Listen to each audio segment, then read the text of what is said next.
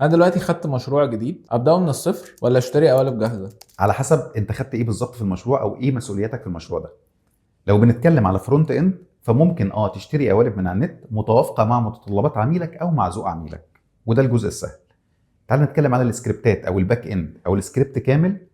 فده دايما بنصح ما نشتريش سكريبتات جاهزه الا لو متوافقه بنسبه 100% مع متطلبات عميلك. لو لقيت ده هقول لك اشتريه، بس في شرط كمان لازم تتحقق منه. اول حاجه، مبني بانهي لغه؟ اللغه دي انت فعلا قوي فيها ولا لا؟ الديفلوبرز اللي معاك فاهمين اللغه دي كويس قوي وعارفين ابعادها. واقرا السبيسيفيكيشنز والدوكيومنتيشن بتاعته كويس قوي قبل ما تاخد قرار الشراء، لان شفنا مشاكل كتيره جدا للاسف بسبب اختيار سكريبت خاطئ وتبان عليها مشاكل كتير.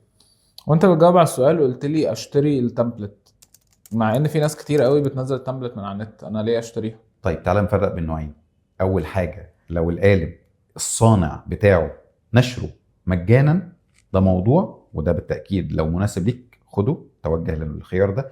لكن لو هو مدفوع وانت دخلت بتستنصح وقعدت تجيبه المواقع اللي بتنزله مفتوح الكلام ده كله، فاحب اقول لك دي اسمها سرقه. الالم النفسي لما بيجي حد يسرق شغلك لا مؤلمه، ولو انت اتسرق شغلك انت هتزعل.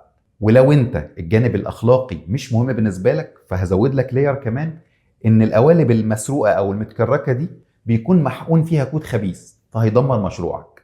فلو انت الجانب الاخلاقي مش مهم بالنسبه لك فخلي بالك، لان مشروعك هيقع برضه.